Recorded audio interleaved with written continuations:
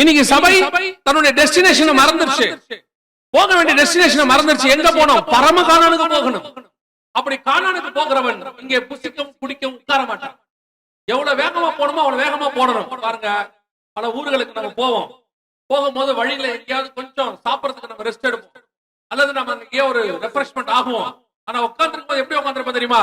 திருப்பி புறப்படணுங்கிற எண்ணத்துல உட்கார்ந்துருப்போம் ஒழிய அந்த ஜேர்னியை மறந்துட்டு விளையாடிட்டு இருக்க மாட்டாங்க. உட்கார்ந்து போகும்போது வழியில எங்கேயோ ஒரு இடத்துல ரெஸ்ட் எடுப்போம், கொஞ்சம் ரெஸ்ட் ரூம் இருக்கும், போய் உட்கார ஒரு அரை மணி நேரம் டக்கு டக்கு டக்குன்னு முடிச்சுட்டு போலாமா, போய் ரீச் ஆகணும், காலையில் இப்ப போனதான் காலையில் ரீச் ஆக முடியும் பாங்க. போய் நீ பஸ்லயா இருக்கட்டும் எங்க வேணா இருக்கட்டும், போகும்போது பாருங்க வழியில நிப்பாங்க, உடனே போயிருவாங்க. அதுக்கு ஒரு 15 நிமிஷம் ½ அன் அவர், அதுக்குள்ள ஒரு ஹார்ன் அடிப்பாரு டிரைவர், ஹார்ன் அடிச்சு வாங்க வாங்க. ஆனா இன்னைக்கு இங்க நம்மளுடைய ஆவிக்குரிய பிரயாணம் எந்த அளவுக்கு போயிட்டு இருக்குது?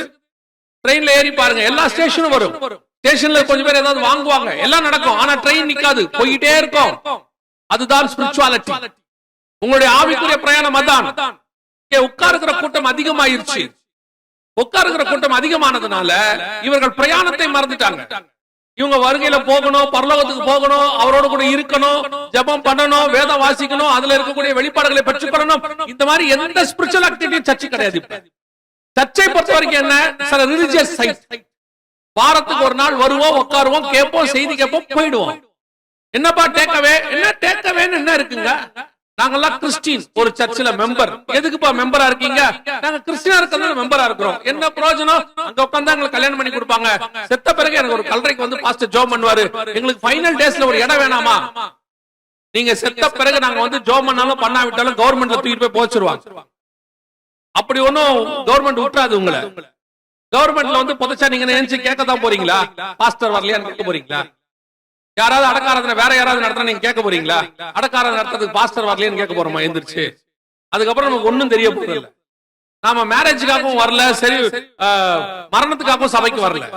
இங்கே நாம் வந்தது ஒரு பிரயாணத்தை செய்வதற்கு, அந்த பிரயாணத்தில் நடந்து போவதற்கு அங்கே சொல்லிக் கொடுக்கப்படுகிறது. இன்னைக்கு சர்ச் எங்கேயோ உட்கார்ந்துருச்சு, ஏதோ ஒரு இடத்துல சர்ச் விளையாட தொடங்கிருச்சு. சபையில நீங்க என்ன இல்ல சொல்லுங்க, உலகத்தாங்கிட்ட இருக்கிற அத்தனையும் சர்ச்சுக்குள்ள இருக்குது. உலகத்தா வந்து என்னென்ன என்டர்டைன்மெண்ட் வச்சிருக்கானோ அது அப்படியே ஸ்பிரிச்சுவல் முலாம் பூசி இங்க வச்சிருக்கிறோம். பாக்குறதுக்கு தான் எப்படி இருக்குது? Spirituality, Christianity. அவங்ககிட்ட இருக்கிற அத்தனையும் இங்க இருக்கு, எல்லாமே இங்க இருக்கு. நம்மள வெளியே இருந்து பாக்குறதுக்கு கிறிஸ்தவ மாதிரி தெரியுது, உள்ளுக்குள்ள இருக்கிற அத்தனையும் யாருக்கு தெரியுமா? பிசாசினுடைய. ராகேல் என்ன பண்ணாங்களா? சிரியாவுடைய சிரியனாகிய லாபானுடையதான விக்கிரகத்தை கொண்டு வந்து அவங்க கூடாரத்துக்குள்ள வச்சு அது மேல போட்டு உட்காந்துக்கிட்டாங்க. அதே மாதிரி தான் உலகத்துல இருக்கிற எல்லாத்தையும் போட்டு உட்காந்துக்கிட்டோம். பார்த்தா அது ஸ்பிரிச்சுவாலிட்டி. உள்ளுக்குள்ள போய் தேடி பாருங்க, சினிமாக்காரன் ஆடுற ஆட்டோ, சினிமாக்காரன் பாடுற பாட்டோ, ஒரு அரசியல்வாதிக்குள்ள இருக்கிற அரசியல், அங்க இருக்கக்கூடியதான களியாட்டோ, அங்க இருக்கக்கூடிய அருவருப்பு, அத்தனையும் சர்ச்சுக்குள்ள. ஆனா உட்கார்ந்து புசிச்சு குடிச்சு, அப்ப நான் எதுக்கு தான் சர்ச் போறணும்? இங்க வந்து தெளிவா எழுதுறாரு 1 கொரிந்தியர் 15 பவுல் எழுதுறாரு, பரலோக ராஜ்யம் புசிப்பும் குடிப்பும் அல்ல, நாட் தி பிளேஸ். அப்ப நான் இங்க வந்ததுடைய நோக்கம் என்ன? நான் எதுக்கோ பிரயாணப்பட்டு கொண்டிருக்கிறேன். அந்த பிரயாணத்துல கர்த்தர் உள்ள சேர்த்திருக்கிறாரு. எங்கோ பிறந்தோம், எங்கோ வளர்ந்திருக்கோம், எந்த இயேசுவை அறியாத குடும்பம், சம்பந்தமே கிடையாது நமக்கு இயேசுக்கும். நம்மளை ஏன் வேறு பிரிச்சாரு? அதுக்கு அங்கேயே விட்டுருக்கலாமே. இங்க உட்கார்ந்து அங்க பண்ற அதே பாவத்தை இங்க பண்றதுக்கு நம்ம அங்கேயே இருந்திருக்கலாம். இன்னும் சொல்ல போனா அங்க இருந்திருந்தோம்னாலும் கொஞ்சம் பரவாயில்ல. ஏன்னா இயேசுவை அறியாததுனால, எனக்கு இயேசுவை தெரியாதனால சொல்ல நியாயத்திருப்பல. இயேசுவை அறிந்து எல்லாம் தெரிந்து அத்தனையும் புரிந்து வசனம் சொல்லுது எபிரேயர் 6:4 பரம ஈவை ருசி பார்த்து பரிசுத்த ஆவியை பெற்று மறுதலித்து போனவர். இன்னைக்கு சபை ரெக்ரியேஷன் சென்டராக மாறிக்கிட்டு. சபை என்பது என்ன? நிறைய பேருக்கு தாங்க வாங்குற ட்ரெஸ்ஸ போட்டு காட்டுற இடம். சபை என்பது என்ன? நகையை போட்டுக்கிட்டு அலங்காரம் பண்ணுகிற இடம். சபை என்பது என்ன? ஒவ்வொரு வாரமும் தாங்கள் என்னென்ன வச்சிருக்கிறாங்களோ அதை கொண்டு வருகிற இடம். வசனம் சொல்லுது ஆவியோடும் உண்மையோடும் ஆராதிக்கிற இடம் தான் சபை. நான் எதுக்கு சர்ச்சுக்கு வரேன்? நான் யாருன்னு காட்டுறதுக்கு இங்க வரல, தேவனை தேடி நான் சபைக்கு வருகிறேன். எதற்கு ஆராதி இங்க வருகிற சபைக்கு வருகிறேன் தெரியுமா? என்னுடைய படாடோபத்தை காட்டுவதற்கு அல்ல, நான் யார் என்பதை காட்டுவதற்கு அல்ல, தேவனை தேடி நான் சபைக்கு வருகிறேன். இங்க வந்துட்டு போகும்பொழுது ஆண்டவர் என்னோடு கூட பேசினார். இங்க வந்துட்டு போகும்போது ஆண்டவர் என்னை மாத்தினார். இங்க வந்துட்டு போகும்போது ஆண்டவர் ஏதோ ஒண்ணு எனக்கு சொன்னார், என் வாழ்க்கை மாறி இருக்குது. அதுக்கு தான் சர்ச். நிறைய பேருக்கு சர்ச்சுங்கிறது பெருமையான இடம், அவங்களுக்கு ஜாலியான இடம். வந்து உட்காந்துக்கிட்டு அப்படியே ரெக்ரியேஷன் பண்ணிக்கிட்டு, கனவு காண்டுகிட்டு, போனை பார்த்துக்கிட்டு அப்படியே இருக்கிற ஒரு இடம். அதனோட விளைவு என்ன? நான் சொல்றது கொஞ்சம் கடினமா இருக்கும், கேட்டால் நல்லது. எதனால உங்களுக்கு இதெல்லாம் சொல்றோம்? உங்ககிட்ட இப்ப சொல்லிட்டு போறதுக்கு எவ்வளவு நேரம் ஆகும்னு நினைக்கிறீங்க? உங்க உட்காந்துருக்கவங்க எல்லாருக்கும் ஏத்த மாதிரி ஒரு பிரசங்கத்தை பண்ணிட்டு போறதுக்கு எவ்வளவு நேரம் ஆகும்? யோசிச்சு பாருங்க. இருக்கிற ஒரு 30-40 பேர் இருக்கீங்க. உங்களுக்கு ஒரு பிரசங்கத்தை பண்ணிட்டு உங்ககிட்ட நல்ல பேர் வாங்கிட்டு 4 தீர்க்க தரிசனத்தை விட்டுட்டு அந்த தீர்க்க தரிசனம் 2 சும்மா உங்களை பின் பாயிண்ட் அடிக்கிற மாதிரி கூட அடிக்கலாம். அதெல்லாம் ஒரு பெரிய விஷயமே இல்ல. காய் என்று ஆரம்பிக்கிற சகோதரி கர்த்தர் உன்னை ஆசீர்வதிக்கிறார். வீட்டுக்கு போற வரைக்கும் அந்த காய் யோசிச்சுக்கிட்டே போவோம், எந்த கான்னு. ஆண்டவர் என்னத்தான் சொன்னாரோ, என்னத்தான் பண்ணாரோ, பலூகி பெருக பண்ணுவாருன்னா நீங்க எல்லாம் பலுகி பெருக தான் போறீங்க வீட்டுக்கு போகும்போது. இது ஒரு பெரிய விஷயமா? இதுக்குதான் சர்ச்சா? சபை என்பது என்ன? யோசிச்சு பாருங்க. 5 பேர் சேர்ந்து உங்களை உருவாக்கிட்டு இருக்காங்க. ஒண்ணு அப்போஸ்தலர் உபதேசம், இன்னொன்னு உங்களோட மெய்ப்பன், இன்னொன்னு உங்களுக்கு தேவையான தீர்க்கதரிசி, இன்னொன்னு சுவிசேஷகர் உங்களை கொண்டு உள்ள சேர்க்கிறவங்க, இன்னொன்னு போதகர் டீச்சர். இத்தனை பேர் சேர்ந்து ஒரு சர்ச்சை எதுக்கு உருவாக்கணும்? நீங்க ஜாலியா இருக்கிறதுக்கா? ஒரு ஸ்கூல்ல போனா ஒரு பையனுக்கு 5 சப்ஜெக்ட் 6 சப்ஜெக்ட் வைக்கிறாங்க. பிசிக்ஸ் டீச்சர் இருக்கிறாங்க, கெமிஸ்ட்ரி எல்லாம் எது வச்சிருக்காங்க? எல்லாரும் ஜாலியா போனோம்னு தடவி கொடுத்து நல்ல கையில ஒரு பாப்கார்ன் கொடுத்து சாப்பிட்டியாப்பா வீட்டுக்கு போயிட்டு. ஸ்கூல் என்பது என்ன? குசித்து குடித்து விளையாடுகிற இடம். நல்லா விளையாடினியா, சாப்பிட்டியா, வீட்டுக்கு கொண்டு சாப்பிட்டியா, வீட்டுக்கு போ. அதுக்காச்சா ஸ்கூல். போய் நீங்க ஸ்கூல் முடிச்சு உங்க பையன் போகும்போது நீங்க பையங்களை கேட்டு பாருங்க, என்னப்பா ஸ்கூல்ல சொல்லி கொடுத்தாங்க? சாப்பிட சொல்லி கொடுத்தாங்க. நாங்க எல்லாரும் சாப்பாடு கொண்டு போனோமா, சுத்தி உட்காந்து சாப்பிட்டோமா, ஷேர் பண்ணிக்கிட்டோமா, ஒருத்தருக்கு ஒருத்தர் ஊட்டி விட்டோமா? டேய் இதெல்லாம் இருக்கட்டும்டா, என்ன சொல்லி கொடுத்தாங்க? அதுதான் நாம் அன்பா இருப்பது எப்படி, கட்டிப்பிடித்துக் கொள்வது எப்படி, கை குலுக்கிக் கொள்வது எப்படி. பணம் கட்டி உன ஸ்கூலுக்கு எதுக்குடா அனுப்பணும்? அதுதான் சொல்றேனே. நாங்கெல்லாம் சாக்லேட்டை 4 போட்டு பிரிச்சு சாப்பிட்டோம். உங்களுக்கு எவ்வளவு கோவம் வரும்? அதை விட அதிகமாக ஆவியானவருக்கு கோவம் வரும். எதுக்கு இயேசு ரத்தம் சிந்தி உங்களை மீட்டு எடுக்கணும்? நீங்க எல்லாம் ஜாலியா வந்துட்டு போறதுக்கு. அதுக்கு எதுக்கு அவர் ரத்தம் சிந்தணும்? இப்போ உங்களை என்னையும் கொண்டு வந்ததுக்கு அவருக்கு ஒரு முகாந்திரம் இருக்கிறது. இது புசித்து குடித்து விளையாடுகிற இடம் அல்ல. ஜஸ்ட் சேஞ்ச் ஓவர், மாத்துங்க. சபைய ஒரு ரெக்ரியேஷன் சென்டரா ஆக்காதீங்க, ப்ரோக்ராம் சென்டரா மாத்தாதீங்க, என்டர்டைன்மெண்ட் சென்டரா மாத்தாதீங்க. நவம்பர் மாசமே போடுறாங்க, அடுத்த ஜனவரில என்ன பண்ண போறோம், பிப்ரவரியில என்ன பண்ண போறோம், அடுத்து எந்த ஊருக்கு டூர் போறோம், என்ன பண்ண போறோம்? ஒண்ணும் பண்ணல. சபையில பைபிள் ஸ்டடி ஆரம்பிக்கிறோம் அப்படின்னு சொல்லி பாருங்க, ஒருவேளை வர மாட்டாங்க, யாரும் வர மாட்டாங்க. ஞாயிற்றுக்கிழமை ஆராதனைக்கு வர்றதே பெரிய விஷயம், இந்த பைபிள் ஸ்டடி வேறியா? No chance. நீ இதுதான் சர்ச்சோட நிலைமை. தயவு செய்து விசுவாசிகளுக்கு சொல்லுகிறேன், வந்தவங்களுக்கு நான் சொல்றேன், ஆன்லைன்ல கேட்கிறோம் கேட்கட்டும், வந்தவங்களுக்கு சொல்றேன், நீங்கள் சபைக்கு வந்தது இங்க ஜாலியா இருப்பதற்கு அல்ல, புசித்து குடித்து விளையாடுவதற்கு அல்ல. நாங்க வெளியூர்ல இருந்து வந்திருக்கிறோம், எங்களுக்கு சர்ச்சில தான் சொந்தக்காரங்க மாதிரி இருக்கிறாங்க, நாங்கள அன்பா இருக்கிறோம். இருங்க, யாரும் உங்களை வேணானே சொல்லல. முடிச்ச உடனே எல்லாம் வேணா ஒருத்தர் அவங்க வீட்டுக்கு போய் நல்லா பேசிக்கங்க, சாப்பிட்டுங்க, என்ன வேணா பண்ணிக்கோங்க. ஆனா சபை போர் ஸ்பிரிச்சுவல் பிளேஸ். இங்க கொண்டு வந்த நோக்கம் என்னன்னு ஆண்டவர்கிட்ட கேட்கணும். அந்த பிரயாணத்தை மறந்துடக்கூடாது. நான் கானானை நோக்கி பிரயாணப்படுகிறேன், நான் போயிட்டே இருக்கணும், நடுவுல உட்காரக்கூடாது, படுத்துறக்கூடாது. ஆண்டவர் ஏலியை பார்த்து ஒரு கட்டளை சொன்னார். ஆசாரிப்பு கூடத்துல ஏலி இருந்தான், அவனை பார்த்து ஒரு கட்டளை சொன்னாரு, நாள்தோறும் நின்று கொண்டு இருக்க வேண்டும். ஆனா 1 சாமுவேல் 1ஆம் அதிகாரத்துல வசனம் சொல்லுது, ஏலி ஆசனத்தில் உட்கார்ந்து இருந்தான். நிக்க வேண்டிய ஏலி உட்கார்ந்துட்டானாமா. 3ஆம் அதிகாரம் சொல்லுது ஏலி படுத்திருந்தான். 4ஆம் அதிகாரம் சொல்லுகிறது ஏலி மல்லாக்க விழுந்து மரித்து. எப்போ பிரயாணத்துல தோணுதோ, எப்போ சபை ஸ்பிரிச்சுவாலிட்டியை விட்டுட்டு என்டர்டைன்மெண்ட்டுக்குள்ள போகுதோ, சபை உட்கார தொடங்குது அர்த்தம். ஒரு நாள் சபை படுக்கும், ஒரு நாள் சபை செத்து போகும். ஆண்டவர் சொல்றார், நீ உயிர் உள்ளவன் என்று இருந்தும் செத்தவனாய் இருக்கிறார். சர்தை சபையை பார்த்து சொல்றாரு, செத்தவனாய் இருந்தும் உயிர் உள்ளவன் நினைச்சுக்கிட்டு இருக்கிறார். தான் இன்னைக்கு சபையினுடைய நிலைமை, செத்துவே கிடக்கு. வசனம் சொல்லும் 1 ராஜாக்கள் 1ஆம் அதிகாரத்துல தாவீது ராஜா படுத்திருந்தானாமா, ஆனால் அனலே இல்லையாமா. ஆனா உயிர் மட்டும் இருக்கு, உயிர் மட்டும் இருக்கான், அனலே இல்லையாமா. எத்தனை துணியை போட்டு மூடினாலும் அவனுக்கு அனல் உண்டாகவில்லை என்று வேதம். அதுதான் இன்னைக்கு சபையினுடைய நிலைமை. சபை படுத்திருக்குது, பாட்டு இருக்கு, ஆட்டம் இருக்கு, எல்லாம் இருக்கு, அனல் இல்ல, எதுவும் இல்ல. யோசித்து பாருங்க, ஆராதிக்கும் போது எவ்வளவு நல்லா ஆராய்ச்சோம், அப்படியே ஆராய்ச்சோம், அப்படியே ஆராதனை முடிஞ்ச உடனே இறங்கிருச்சு பாருங்க எல்லாமே. திருப்பி அவர் இன்னொரு வாட்டி ஆராய்ச்சாதான் எழும்பும், எழுப்புதல் வரும்.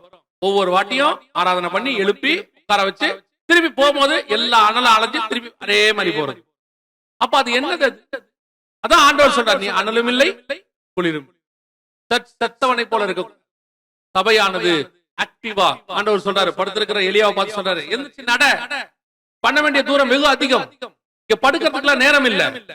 அதுவும் இந்த கடைசி காலத்தினுடைய சபைக்கு நேரமே இல்லை. ஒரு நிமிஷம் கூட இப்ப டைம் வேஸ்ட் பண்றதுக்கு நமக்கு நேரம் இல்ல.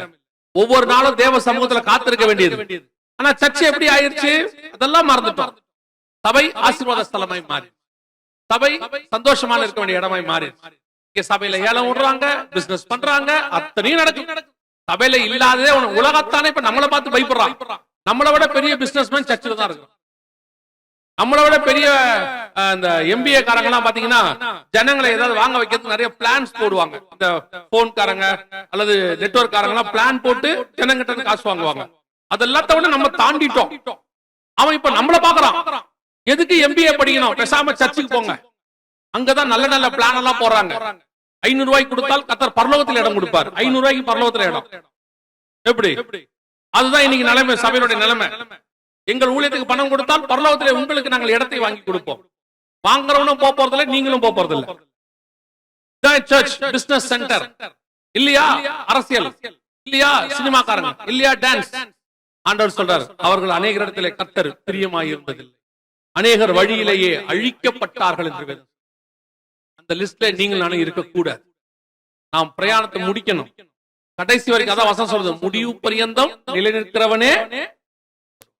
நீங்க முடிவு பரியந்தம் ஓடுறோமா? ஒரு கூட்டம் உட்காந்துருச்சாமா, ஒரு கூட்டம் படுத்துருச்சாமா, ஒரு கூட்டம் செத்துச்சாமா. வழி அநேகர் அழிக்கப்பட்டார்கள். இதுல நாம இப்போ எழுந்திருச்சு ஓட வேண்டிய இடத்துல இருக்கிறோம். ஆண்டவர் நமக்கு ஒரு சான்ஸ் கொடுக்கிறாரு. என்ன கொடுக்கிறாரு? இந்த அப்பத்தையும் தண்ணீரையும் குடிச்சிட்டு எழுந்து நட எலியா, போயிட்டே இரு, தேவ பர்வதத்தை நோக்கி ஓடு. ஆண்டவர் சொல்லல, அவனை சொல்றாரு எழுந்து நட அப்படிங்கிற. இன்னைக்கு நம்ம சபை நடக்க தொடங்கணும். நான் சொல்றது ஒருவேளை உங்களுக்கு கஷ்டமா இருக்கும், நீங்க எதிர்பார்த்த செய்தி வேறையா இருக்கலாம். ஆனால் சபைக்கு கர்த்தர் கொடுக்கிற வார்த்தை, சர்ச் நடக்கணும், ஓடணும். புதிய ஏற்பாட்டை பொறுத்த வரைக்கும் நல்ல போராட்டத்தை போராடினேன், ஓட்டத்தை முடித்தேன். You want to run. பழைய ஏற்பாட்டில் தான் நடந்தாரு, புதிய ஏற்பாட்டில் ஓடணும், ஓடிக்கிட்டே இருக்கணும். ஆண்டவர் உங்களை அழைச்சது அதுக்குதான். நடுவுல வேலை, குடும்பம், இதெல்லாம் கர்த்தர் நீங்க ஓடுற ஓட்டத்துக்கு ஹெல்ப் பண்ண கொடுத்தாரு. நீங்க இந்த வேலையும் குடும்பத்தையும் பார்த்துட்டு ஓடுறதை விட்டுட்டு புசிக்கம் குடிக்கும் உட்காந்துட்டு. ஆண்டவர் என்ன பண்ணாரு? கடைசி வரைக்கும் ஓடணுங்கிறதுக்கு அந்த ஹெல்ப்புக்கு என்ன பண்ணாரா, நடுவுல ஃபேமிலி, வேலை எல்லாத்தையும் கொடுத்தாரு. அந்த ஓடுறதுக்கு ஹெல்ப் பண்ணீங்க. மரத்தான் ஓடுறவங்க எல்லாம் பாருங்களேன், ஓடிக்கிட்டே இருக்கும்போது பாத்தீங்கன்னா வழியிலேயே கொஞ்சம் அவங்களுக்கு குடிக்கிறதுக்கு வாட்டர் பாட்டில், அப்புறம் இந்த எனர்ஜி ட்ரிங்க் எல்லாம் வச்சிருப்பாங்க. அவன் என்ன செய்வானா, நின்னு கூட எடுக்கவே மாட்டான். நீங்க பாத்துருப்பீங்க, மரத்தான் ஓடுறவங்க ஓடிட்டே இருக்கும்போது அப்படி கையில எடுத்துக்கிட்டே ஓடுவாங்க. அது எதுக்குன்னா, அந்த ஓடுற ஓட்டத்துல அவங்க டயர்ட் ஆயிடக்கூடாது.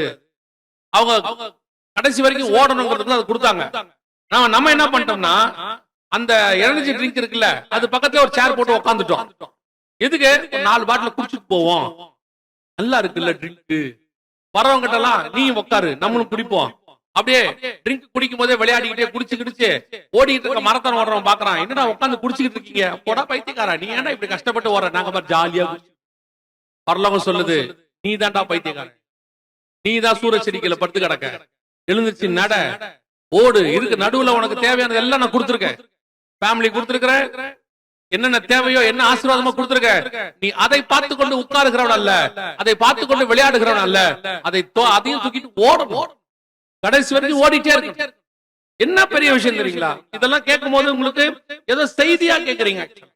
இதோட முடிவு என்ன தெரியுமா? எட்டர்னல் ஹெல், நித்திய நரகம். அதுல தப்பிக்கிறதுக்கு தான் உங்களுக்கு சொல்றோம் இவ்வளவும். இல்லன்னா ஏன் உங்களுக்கு வரோம், உங்ககிட்டயும் முடிச்சு நாளைக்கு கிளம்பி போறோம் நாங்க ஊருக்கு, உங்ககிட்டயும் 4 வார்த்தை நல்லதா பேசி, இங்க இருக்கிற ஜனங்களே நீங்கள் எவ்வளவு நல்லவர்கள் தெரியுமா, கர்த்தருக்கு நீங்கள் எல்லாம் இருதயத்துக்கு ஏற்றவர்கள், பிரியமானவர்கள், நீங்கள் என்ன பாவம் செய்தாலும் கர்த்தர் உங்களோடு கொடுத்திருக்கிறார். நீங்கள் ஆண்டவர் சொல்லுகிறார், பாவத்தை நான் கணக்கில் வைக்கிறதில்லை, ஆனால் செய்த நன்மைகளை நான் கணக்கில் வைத்திருக்கிறேன். இன்னைக்கு இப்ப நீங்க யார் எவ்வளவு டாலர் கொடுக்குறீங்களோ கர்த்தர் 100 மடங்கு திருப்பி தருவார். சொல்லிட்டு போறதுக்கு எவ்வளவு நேரம் ஆகும்? ஏன் உங்ககிட்ட இப்படி நாங்க பேசணும்? ஆண்டவர் சொல்ற ஒரே விஷயம் தான், அப்படி பேசினா உங்களுக்கு பிரயோஜனம் இல்லை, எனக்கும். இந்த ஒரு ஆண்டவர் மிகப்பெரியதான ஒரு வாய்ப்பை கொடுக்கிறார். Only one chance. மிஸ் பண்ணா எட்டர்னல் ஹெல்.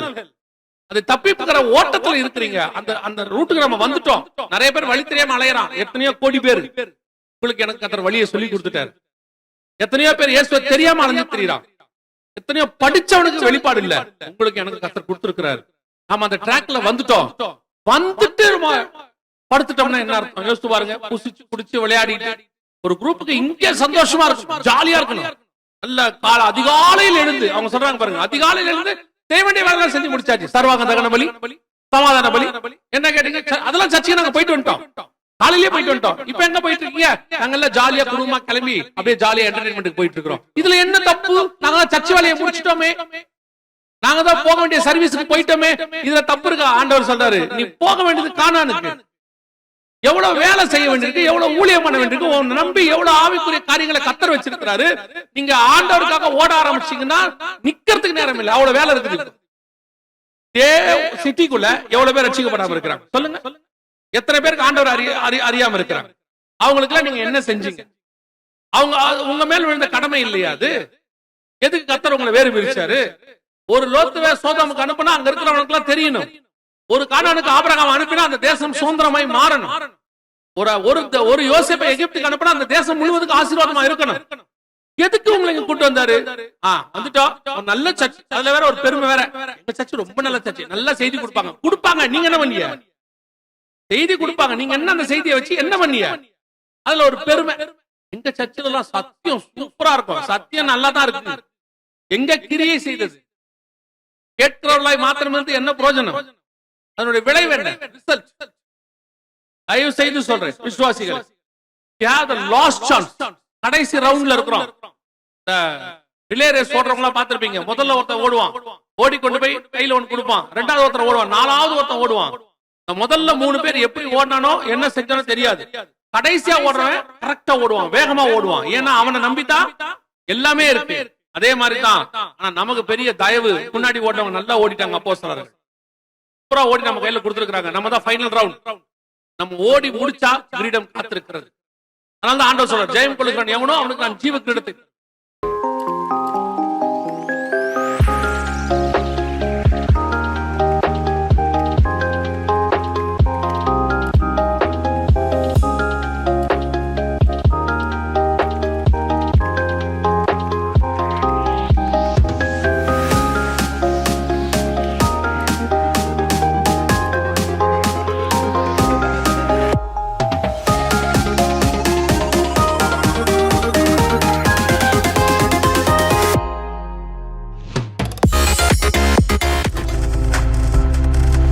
நீங்கள் பார்த்துக் கொண்டிருப்பது உங்கள் ஜாய் டிவி. உங்கள் துக்கம் சந்தோஷமாய் மாறும்.